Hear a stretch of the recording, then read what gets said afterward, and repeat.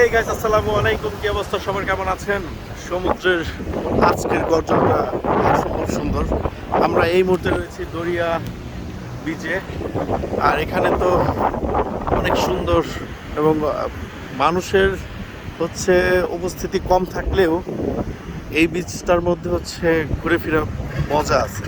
কারণ একদিকে হচ্ছে সমুদ্র সৈকত দেখা যায় এবং অন্যদিকে পাহাড় বা অসাধারণ একটা পরিবেশ গায়ে।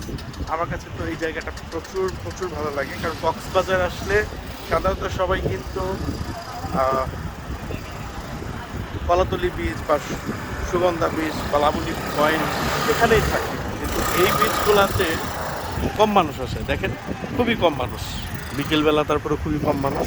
যারা প্যারাসিলিং করে, ওই দূরে দেখতে পাচ্ছেন প্যারাসিলিং হচ্ছে, শুধু তারাই হয়তো বেশিরভাগ আসে।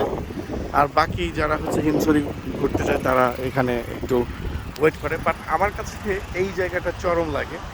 এখানে আসলে আপনি অনেক কিছু ফিল পাবেন। আপনি দেখেন গাইজ, পাহাড় থেকে প্রকৃতি, ঝাউবন, প্লাস হচ্ছে সমুদ্রের গর্জন, সব কিছুই পাবেন। সো আমার কাছে খুবই ভালো লাগে এই জায়গাটা। আপনাদের কাছে কেমন লাগলো কমেন্টস করে জানাবেন। আল্লাহ হাফিজ।